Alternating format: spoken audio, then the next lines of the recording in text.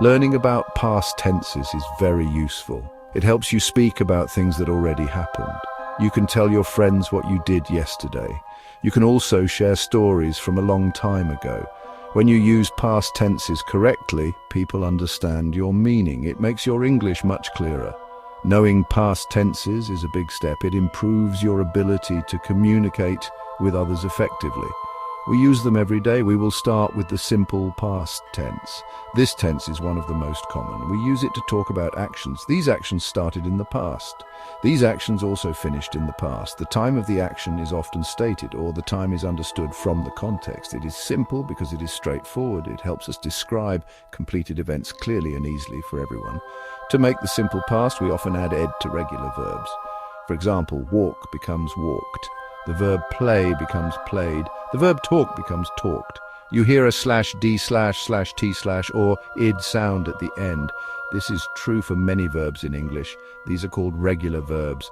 Learning this rule is a good start. It helps you form many past sentences. Practice saying these verbs. Let us look at an example. Yesterday I to the shop. The word yesterday tells us the time. It tells us the action happened in the past. The verb walked shows a completed action. The walking started and finished yesterday. Here is another. She a film last night. Last night is the past time. Watched is the finished action. This tense is very helpful.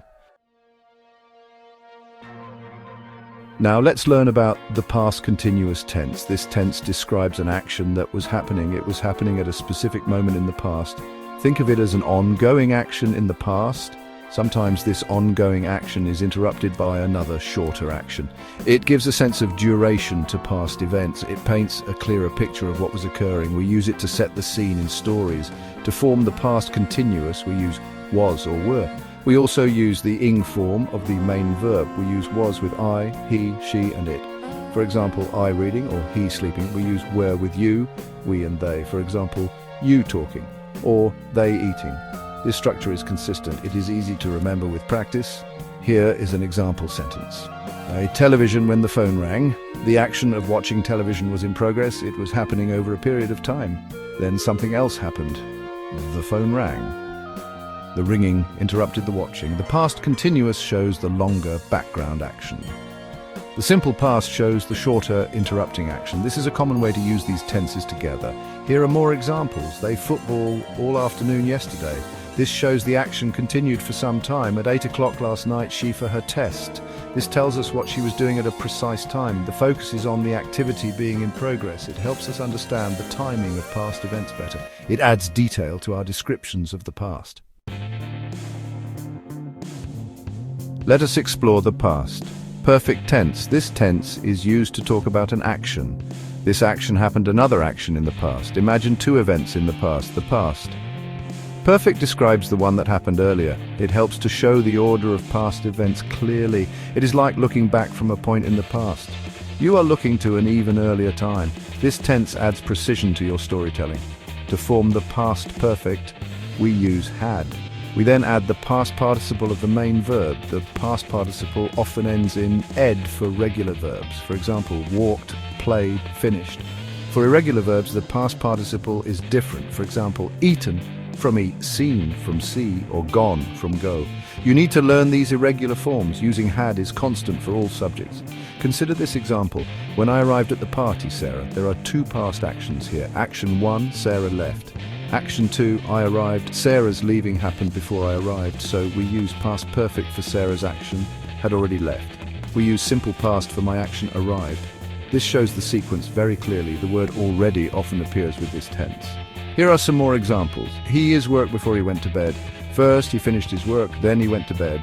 The finishing was earlier. By the time we got to the cinema. First the film started, then we got to the cinema. The past perfect helps to make this order clear. It avoids confusion about which past event came first. Finally, we look at the past perfect continuous tense. This tense is used for an action that was in progress. It was happening for a period of time. This period was another event in the past. It emphasizes the duration of an activity. This activity was leading up to a specific point in the past. It shows how long something had been happening. It is similar to past perfect, but focuses on continuation. To make the past perfect continuous, we use had been. Then we add the ing form of the main verb, for example, had been waiting, had been working, had been studying. The structure had been is used for all subjects. This tense combines the ideas of completion before another past event. It also combines the idea of an ongoing action. It takes a bit of practice. Here is an example.